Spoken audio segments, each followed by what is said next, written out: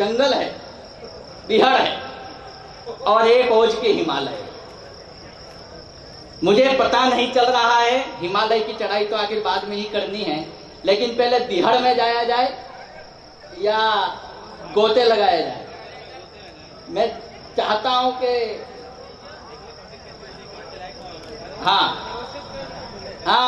मैं चाहता हूं कि हम जंगल के भीड़ों में जाना चाहते हैं और शांति, तूफान, हास्य का बड़ा नाम होते हैं। बैठ जाएं भैया, हलचल बंद, जिसको निकलना हो निकल लें। जो कवि सम्मेलन देखने आए थे वो जा रहे हैं, जो सुनने आए थे वो अब आ जाएं। हाँ, बैठिए बैठिए, जल्दी बैठिए, बुला ले। और जो ये बच्चे, सर निवेदन है आप कवियों का कि जो बच्चे हैं वो आगे आ जाए। बिल्कुल, आप आगे आ जाए। मैं तो समझ रहा था कि अब आप लोग चले जाओगे अपने अपने घरों को, लेकिन अभी तक आप लोग यहाँ टिके हुए हैं। आपको बधाई देता हूँ। बहुत बढ़िया कवि सम्मेलन आप लोगों ने सुना, बहुत बधाई देता हूँ सुदीप भोला को। बहुत अच्छा काव्य पाठ और अंतिम गीत तो ऐसा सुनाया कि उसके बाद कुछ सुनाने की इच्छा किसी की हो नहीं रही है, लेकिन उसके बाद भी अब आए हैं तो कुछ ना कुछ करना है।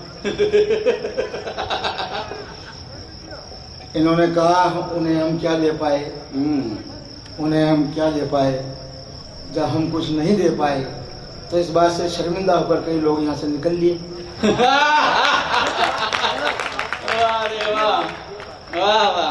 बोला अपन जब कुछ दे ही नहीं पाए तो चलो।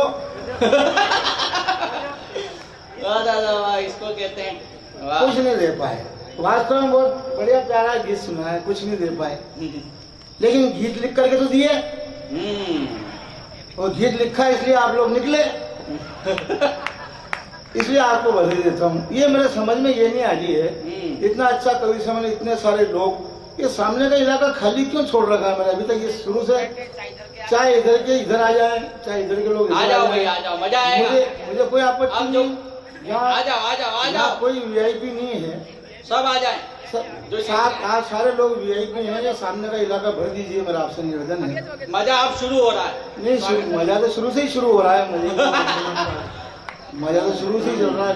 बस 2 मिनट में आप व्यवस्थित हो जाओ, तो फिर घंटे 2 घंटे कवि सम्मेलन और चलाना है हमको।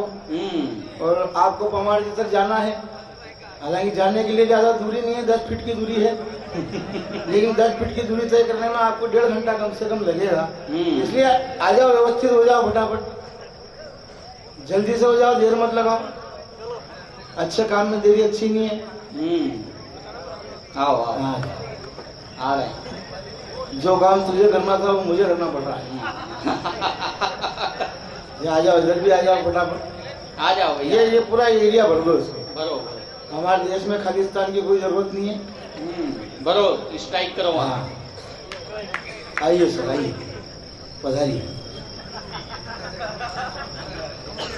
स्वागत है आप सब कवियों का। अब भरा लगा। ये जो बीच में कुछ टापू है, पौधे खड़े हुए हैं, इनको बिठा दो पकड़ के, या इधर ले आओ। मैं बहुत तसल्ली से अपना काम शुरू करूंगा, मुझे कोई जल्दी नहीं है। तो मैं काम तसल्ली से ही करने में विश्वास रखता हूँ। नहीं, तसल्ली से काम करने में आदमी लंबे टाइम तक टिकता है। वाह वाह वाह। ज्यादा जोर लगाने में, फाइल निपटने में देर नहीं लगती है। इसलिए मैं वो तसल्ली का आदमी हूँ। बस ये 4-5 जो लोग और इधर उधर खड़े हैं, तुरंत प्रभाव से गिर पड़े, ताकि मैं अपना कार्यक्रम शुरू कर सकूं। यहाँ पर बहुत बढ़िया कवि सम्मेलन हुआ। स्वागत, आप सबको बधाई देता हूँ, यहाँ के अध्यक्ष जी को बधाई देता हूँ। और हमारे जैसा कि सब कवियों ने कहा है, विपुल से लगा के आपके स्थानीय सबने कहा, सबने गुप्ता जी की बहुत तारीफ की। सबने की तो मुझे भी करनी चाहिए। मुझे इसलिए करनी चाहिए क्योंकि सबने की, और जब सबने की तो मुझे तो करना ही है, इसलिए मैं उनकी तारीफ कर रहा हूँ। लेकिन एक बात मेरे समझ में अब तक नहीं आई डॉक्टर साहब, यहाँ शुरू से कवि सम्मेलन चल रहा है, ऊपर हम लोगों के लिए चाय पानी आई, हम लोगों ने खाया पिया, नीचे भी जो आगे के लोग थे उनके लिए भी चाय पानी आई, बाकी लोगों के लिए क्या है?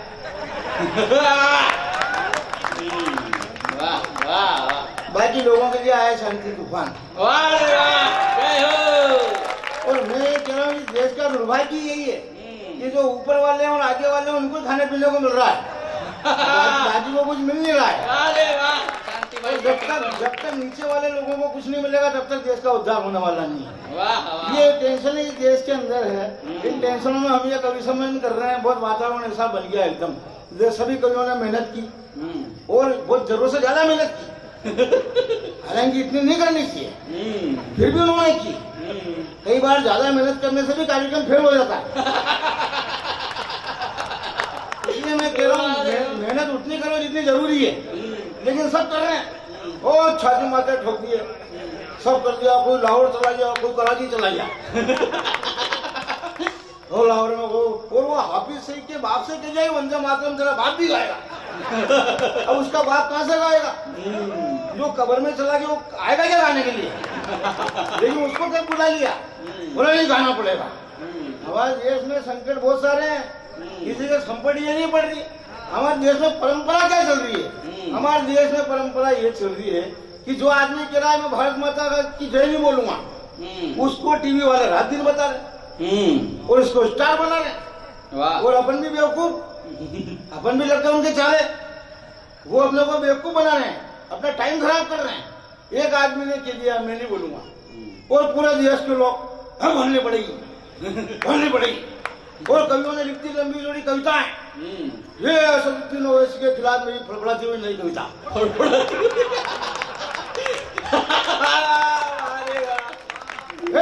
हुई नई कविता, ताजा तरीन कविता। अरे यार माथा बोली काय को भर रहे हो? थोड़ा सा दिमाग लगाओ। वो भारत माता की जय नहीं बोल रहा, मैं समझदार आदमी, मैंने कोई कविता नहीं लिखी, मैं दिमाग वाला आदमी हूँ, दिमाग लगाता हूँ। मैंने कहा वो ऐसा क्यों रहा है? मेरे समझ में आ गया वो अपना टाइम खराब कर रहा। अब उस मूर्ख ने हैदराबाद में बैठ के कह दिया कि भारत माता की जय नहीं बोलूंगा, चाहे बोली चाकू लेके आ जाओ, मेरी गर्दन पे रख दो। अब अपन इतने फालतू आदमी है कि मैं मेरे घर से चाकू लेके हैदराबाद जाऊँ और उसको वहां जाके ढूंढूं कि तू कहाँ है, उसकी गर्दन पे चाकू रखूं। मेरा कोई दिमाग खराब है? मैं डूंगरपुर में कवि सम्मेलन करूँ, चाकू लगा ढूंढता भी नहीं करो। फालतू के काम है और अपने को बेवकूफ बना रहे, चारे लगा रहे हैं। और मैं तो जैन समाज का आदमी हूँ, मेरे घर में सब्जी काटने के चाकू ढंग के नहीं मिलते, गर्दन काटने के कहाँ से लाऊं? और बाई चांस अगर मिल भी जाए तो क्या काटूं? नहीं, जो पहले से ही कटे कटा उनको क्या काटूं?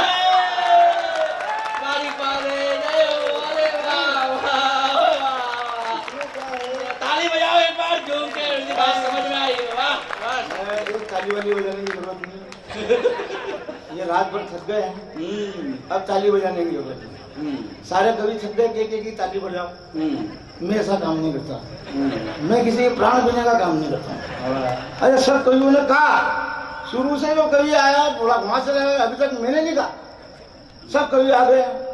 एक बार मैं नहीं कह रहा हूँ, एक बार पूरा सदन मुझे आदेश प्रदान करे तो मैं अपना काव्य पाठ शुरू करूँ। अरे मैं नहीं कह रहा हूँ, मैं नहीं कह रहा, ये सब कवियों ने कहा, मैं तो कहता ही नहीं हूँ, मैं तो समझदार आदमी। काम निकलवा लिया। अब मुझे मालूम है, अब अपने को यहाँ काय के लिए बुलाया? काव्य पाठ के लिए बुलाया, तो अपने को यहाँ के काव्य पाठ ही करना है। तो उसमें आदेश क्या करना है? मतलब कोई तेरे को चिट्ठी बदली लिख के लाके दे, चिट्ठी ले भैया तेरा काम शुरू कर, अपना जो लिफाफा था मिल गया तो अब यहाँ काव्य पार्टी करना हो करना। लेकिन ये माथा मोड़ी ये काम है, तो मैं बता रहा हूँ पूरा देश फालतू के कामों में उलझा हुआ। ये कन्हैया की बात चली, बहुत जेएनयू में नारे लगे। आज तक मैं बता रहा हूँ देश का दुर्भाग्य ये है, उसको स्टार बना दिया, उसको स्टार बना दिया। देश का मीडिया नालायक जो भारत माता की जय नहीं बोल रहा है, उसको रात दिन टीवी पे दिखा रहा है। और मेरे शहर के लोग, हिंदुस्तान के करोड़ों मुसलमान लोग भारत माता की जय बुला रहे हैं, बोल रहे हैं, उनमें से एक को आज दिन तक टीवी पे नहीं दिखा। वाह वाह वाह वाह वाह तूफान की वाह। ये देश के हालात हैं, ये हालात है हिंदुस्तान के। हम कहाँ का सुधार करेंगे? वो जेल के बच्चों ने नारे लगा दिए। क्या नारे लगा दिए? घर घर से अफजल निकलेगा, घर घर से अफजल निकलेगा। यह कवियों की फफड़ाती हुई नई कविता ये का काम ही नहीं। अब जिसकी 2 कौड़ी की औकात नहीं उसको स्टार बना दिया जबरन का। मैंने कुछ नहीं लिखा, मैंने खाली दिमाग लगाया और मैं जानकारी खोज के लाया। मैंने कहा ये सब भूल क्यों रहे? तो मैं जानकारी खोज के लाया, वो आपको बता रहा हूँ। ज्यादा माथा खोली करने की जरूरत नहीं, ज्यादा दिमाग लगाने की जरूरत नहीं। वो क्या बोल रहे हैं? घर घर से अफजल निकलेगा, घर घर से अफजल निकलेगा। तो मेरे बात ये समझ में आई कि जिन लोगों के घरों में अफजल घुसेगा निकलेगा, तो उनके घरों से कौन निकलेगा? अब उनके घर में अफजल घुसा होगा, घुसा होगा तो निकलेगा। अब जिसके घर में अफजल घुसा होगा उसके घर से कोई शांति तूफान थोड़ी निकलेगा। ये फोकट की माथा फोड़ी है, फोकट की दिमाग में टेंशन पालनी। टेंशन बहुत पाल रहे हैं शुरू से। यहाँ कवि सम्मेलन चला तब से मेरे ये समझ में नहीं आया कि अपना जो काम अपने को करना है वो काम करें। फोकट की टेंशन। ये हमारे बीच में भुवन मोहिनी बहुत बढ़िया बढ़िया श्रृंगार गीत इसने सुना है, बोले बड़े भक्ति भाव से सुना है। आपने भी भक्ति भाव से सुना। इसने 2 विषय में पीएचडी कर रखी है और अंतिम में गीत क्या सुनाया? चल चल चल चल नदिया के पार। 2 सब्जेक्ट में पीएचडी है और गीत क्या लिखा? चल चल नदिया के पार। अब मेरे ये बात समझ में नहीं, जो काम नदिया के इस पार हो सकता है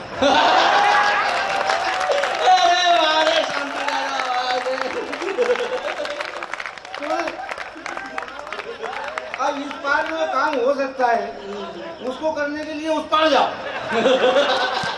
वो उस पार भी जाके वही करना है, तो वो यार इतना टाइम को खराब करना, इस पार ही कर लो।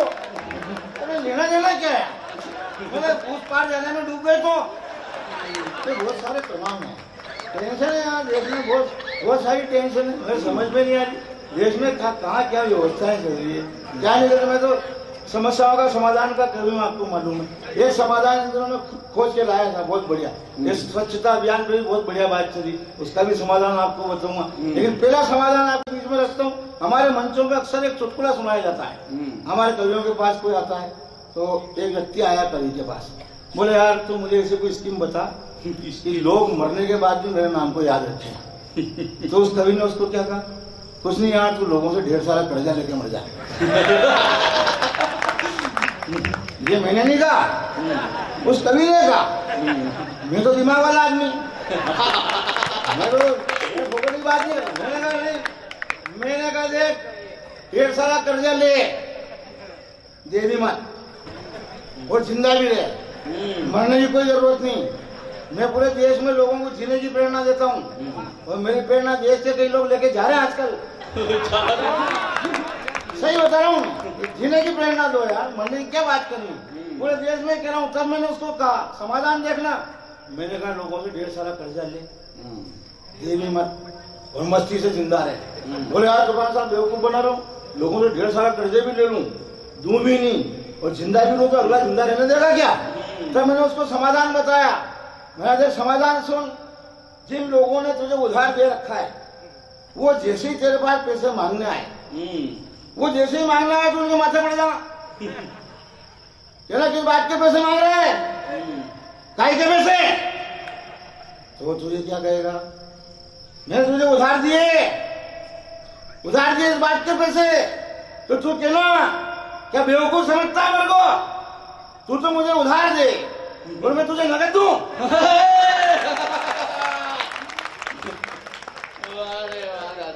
अरे भले आदमी, जब तूने मेरे को उधार दिए तो मैं भी तेरे को उधार ही दूंगा। मैं तेरे को नगद काय को देना लगा?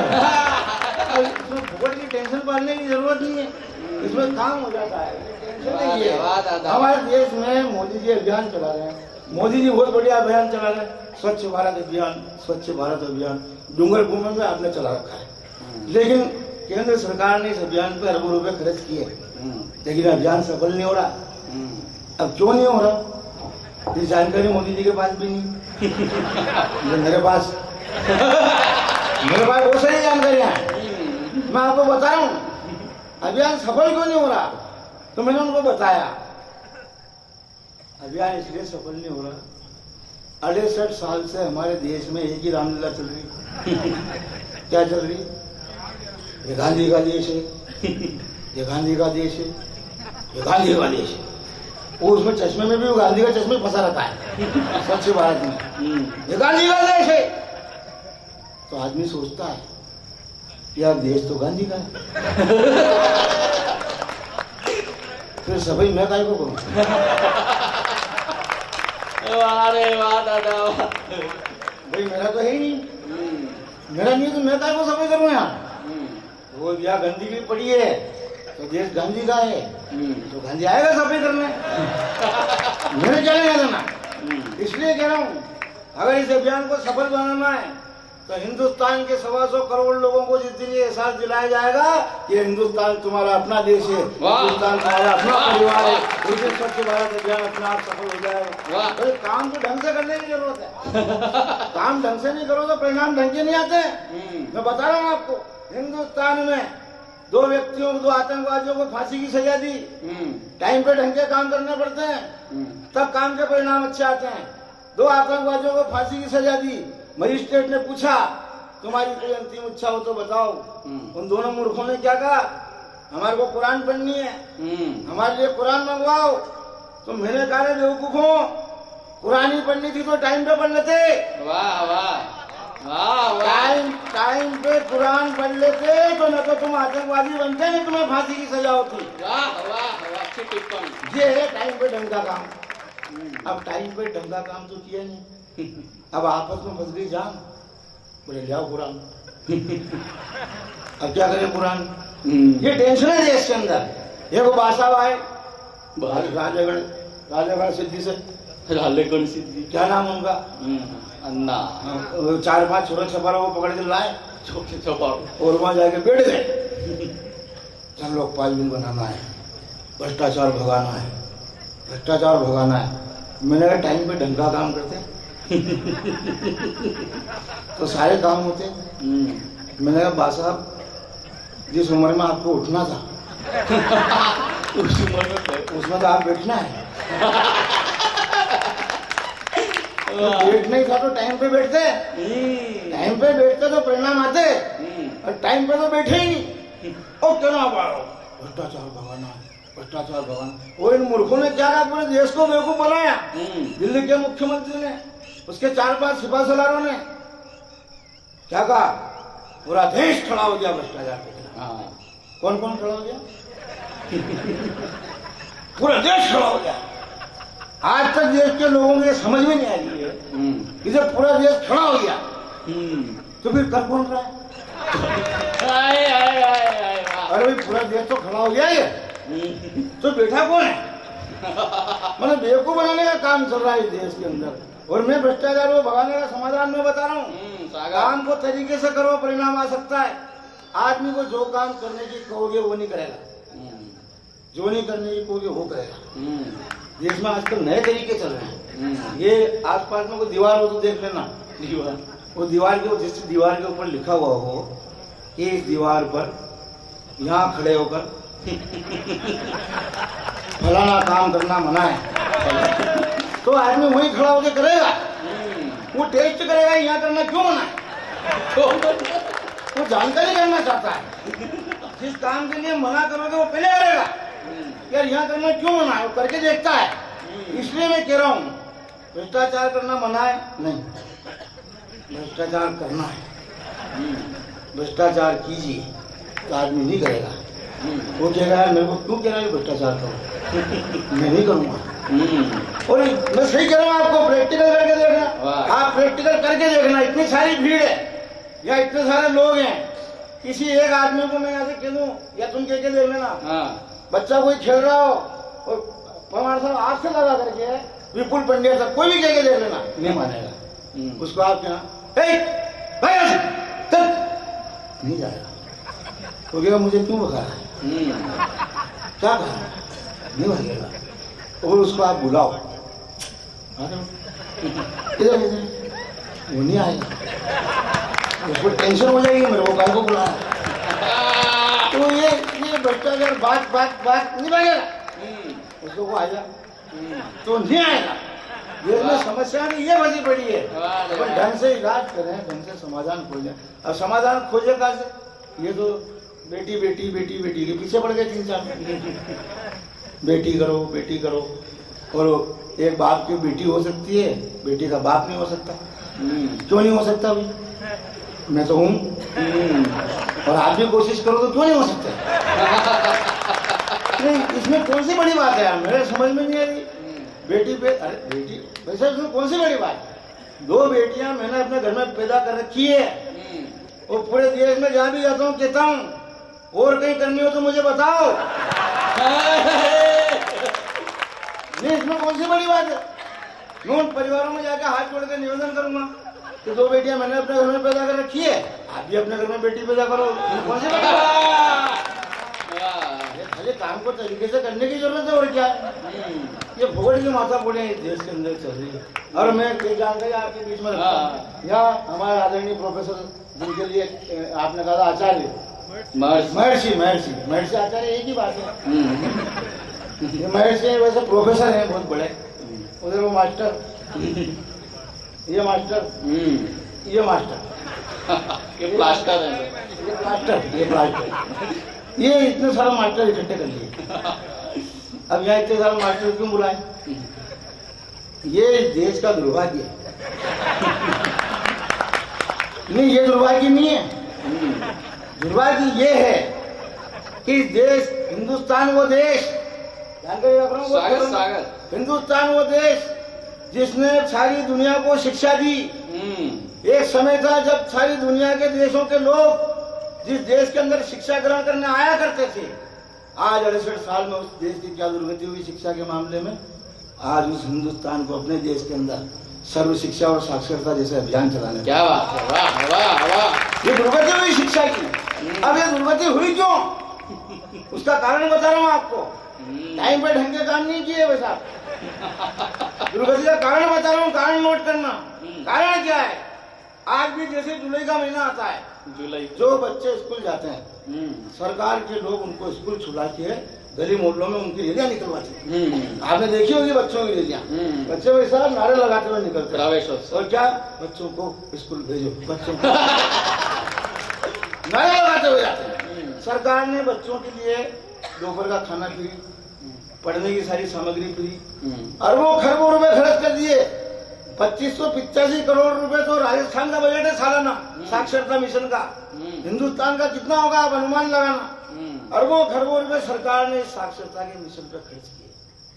इसके बावजूद ये मिशन सफल नहीं हो रहा है। अब क्यों नहीं हो रहा? ये जानकारी किसी के पास है तो नहीं है? अभी मेरे पास में है, मेरे पास में आप तक पहुंचा हूँ। जानकारी नोट करना। ढंग का काम किया नहीं, सारे काम कर लिए, नारे लगवा दिए, रैलियां निकलवा दी, खाना फ्री, ये फ्री। वो ये सारे काम करने के बाद बच्चे स्कूलों में पढ़ने के लिए भी आए, लेकिन बच्चों के स्कूल में आते ही सरकार ने पहली कक्षा में पहला पाठ कौन सा पढ़ाया? छगन छगन घर चल। अरे वाह रे शांति ताली बजाओ रे एक बार बारीक टिप्पणी। वाह वाह वाह वाह। अच्छा एक बार से काम नहीं चला तो उसको वापस रिपीट किया। चल चल घर चल। अब मेरे समझ में नहीं आई, इतनी माथा फोड़ी करने के बाद में तो बच्चा स्कूल में आया, उसको आते ही क्या पढ़ाया? घर चल घर चल घर चल। गौ माता, गौ सारे काम नहीं होंगे। ये गौ माता ये बता रहे हैं देश की बहुत बड़ी समस्या है आज की तारीख में। हिंदुस्तान की अगर सबसे कोई बड़ी समस्या है, कोई अगर है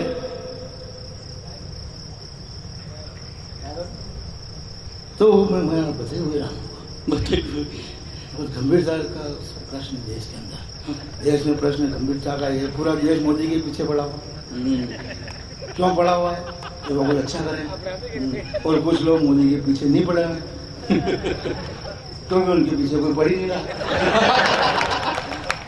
तो बहुत सारे हैं वो खटिया वाला भी सुना था, ये वो खाट आकाश में खाट नहीं संभाली जा रही, वो नहीं संभाल, मैं तुम्हारे को पता नहीं है अभी, इनको पागल बन के दौरे पड़ रहा है।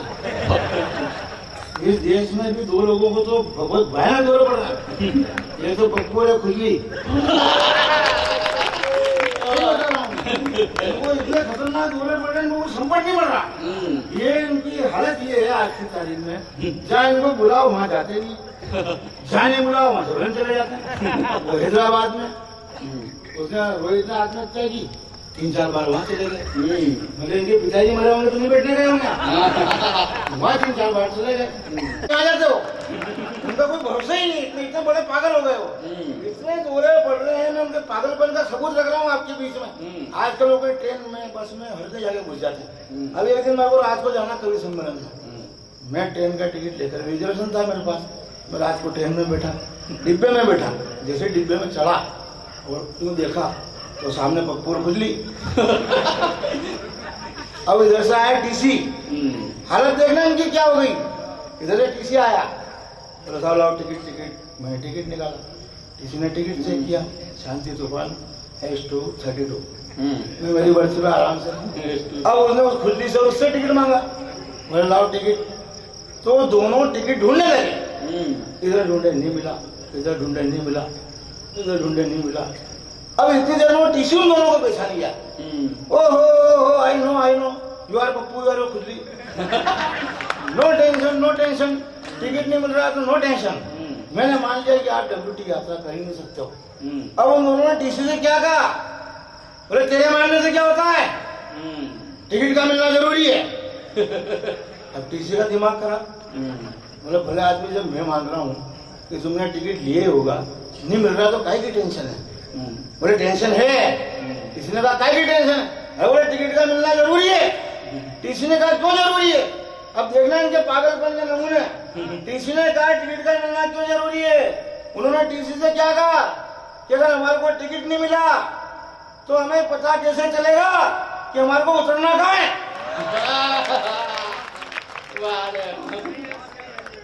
ये हालत जिन लोगों की हो गई हो, अब उनके बारे में अपन क्या माथा फूटी करना होगा। और वही पूरे देश में, वही पूरे दिन के कोई लेना नहीं देना नहीं। जब भाई 15 लाख आएंगे, किसने कहा था, किसने कहा। और वो अन्ना भी, उसको भी पागल बन के दौड़े पड़े। 15 लाख आ गए क्या, उधर लालू 15 लाख आए क्या, 15 लाख आए क्या, पप्पू गिरा, पप्पू लाख काला धन आया क्या। अरे तुम्हारे क्या लेना देना, आया कि नहीं आया तुम्हारे क्या मतलब। तुमने वोट देके सरकार बनी, हमने वोट देके सरकार बनी, हम तो कह नहीं रहे काला धन आया। नहीं, हमने सरकार तो हमने बनाई, वोट पूछ हो रहे हैं। अरे आ गया क्या, आ जाएगा तो हमारे पास आएगा, तुम्हारे पास आएगा क्या। लेकिन माता बड़ी पूरे देश के अंदर जब नहीं आया, ऐसा सही कह रहा हूं मैं, जब काला धन नहीं आया तब मैं बता रहा हूँ आपको, मैं शांति तूफान किसी जमाने में भुवन मोहिनी से ज्यादा गोरा हुआ करता था। देश की टेंशन पाल पाल के काला पड़ गया मैं, सही कह रहा हूँ। तब से मैं कह रहा हूँ काला धन नहीं आया, मैंने कहा मोदी जी नो टेंशन, मेरे पास भेजो किसको चाहिए काला धन, किसको चाहिए और कितना चाहिए, मैं जवाब देता हूँ। ये काला धन वाला है, और बोले कहाँ है, कोई काला धन वाला धन नहीं होता है। बोले काहे को नहीं होता है, बोले हम कह रहा हूँ नहीं होता है, हम कह रहा हूँ कोई काला धन वाला धन नहीं होता है। बोले वो काहे को नहीं होता, मैंने इसलिए नहीं होता, हम भारतीय आदमी, हम भारतीय परंपरा से जीने वाले लोग, हम भारतीय दर्शन से में विश्वास रखने वाले लोग, हम भारतीय संस्कृति में विश्वास रखने वाले लोग। हमारी भारतीय संस्कृति में क्या कहा गया है, भारतीय संस्कृति में कहा गया है वसुधैव कुटुंबकम। वसुधैव कुटुंबकम का मतलब होता है पूरा विश्व अपना परिवार होता है, और पूरा विश्व जब अपना परिवार होता है तो कैसा वहाँ पड़ा हो चाहे यहाँ पड़ा हो, पड़ा तो परिवार में होता है।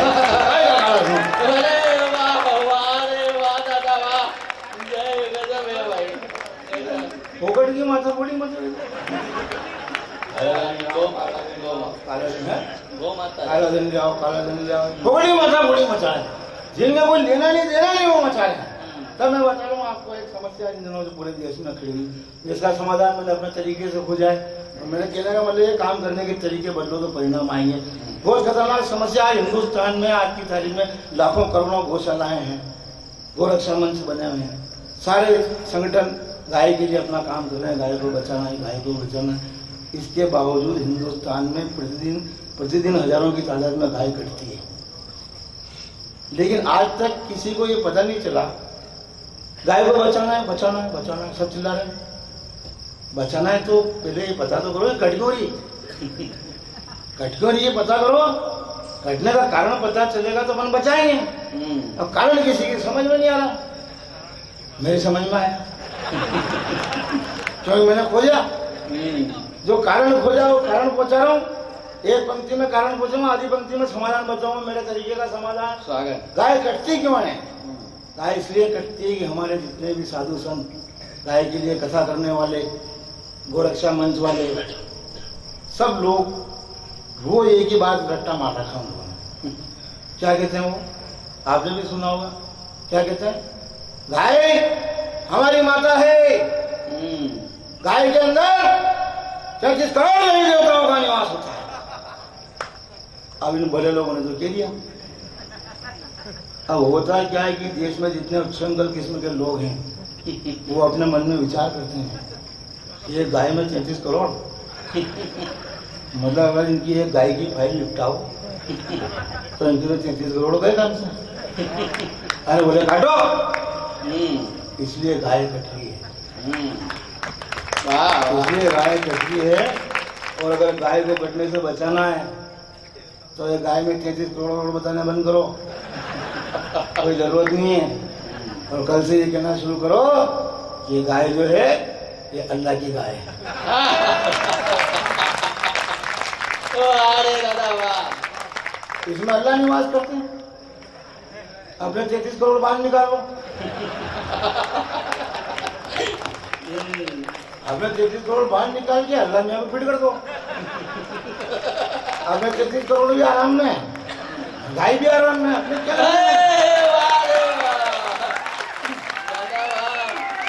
अपने मतलब क्या है? अपने वो गाय को बचाने से मतलब है क्या? ढंग का काम करो, गाय बच जाएगी। ये टेंशन है इस देश के अंदर, बहुत सारी टेंशन है, बहुत सारे तनाव इस देश के अंदर चल रहे हैं। इन तनावों के बीच में हमें इस कवि सम्मेलन को विष्णु भाई और मेरे सबसे प्रिय विरस के मेरे कवि जो है हरिओम पवार जी तक हमको ले जाना है। मैं अंतिम 4 पंक्तियों का समाधान आपके बीच में पढ़ देता हूँ, उसके बाद में सर्जिकल वाला तो मैंने आज ही कल ही लिखा था, मुझे याद आया नहीं आया, मुझे कोई भरोसा नहीं। 4 लाइनें समाधान की कोई, हालांकि मेरी याददाश्त बहुत अच्छी है, लेकिन मुझे याद आया नहीं आया। ये कोई जरूरी थोड़ी है। संकट तो देश में बहुत सारे हैं सर, मैं बता रहा हूँ आपको। इस देश के संकट तो ये है, एक व्यक्ति जो 10 साल तक प्रधानमंत्री रहता है हमारे देश का, कहाँ तक तो इन लोगों ने कचरा किया, कहाँ सफाई करेंगे। एक व्यक्ति जो 10 साल तक हिंदुस्तान जैसे बलशाली देश का प्रधानमंत्री रहता है, वो 420 के 2 आरोपियों की जमानत के लिए जब मजिस्ट्रेट के कोर्ट तक जाता है तो पूरा हिंदुस्तान शर्मिंदा हो जाता है। तो हिंदुस्तान के हालात कर दिया अपने देश के। और मैं बता रहा हूँ, आज यहाँ कोई सरदार जी है नहीं पूरे इस प्रांगण में, वो तो कहीं खड़े हो जाना नहीं है। मैं बता रहा हूँ, कल एक सरदार जी थे कवि सम्मेलन में, कल के कवि सम्मेलन में उज्जैन के पास में एक सरदार जी आगे बैठे, वो शुरू से लास्ट तक बैठे रहे, अंत में जब तक मैं बोला नहीं तब तक बैठे रहे। तो मैंने उसको कहा ये है समझदार, ये समझदार सरदार जो यहाँ बैठा है, इसको मालूम है यहाँ क्या हो रहा है, कवि सम्मेलन हो रहा है, सुनना है, शांति तूफान आए हैं, पवार जी आए हैं, विष्णु भैया इनको सुनना है, इसलिए वो यहाँ बैठा है। इसमें समझदारी, अकल वाला आदमी। ये सरदार दिल्ली में 10 साल तक बैठा।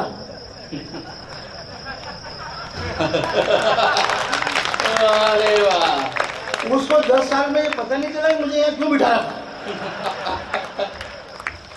वो तो जब कोयला घोटाले में सम्मन आया तब उसे पता चला कि मैं क्यों बिठा रखा।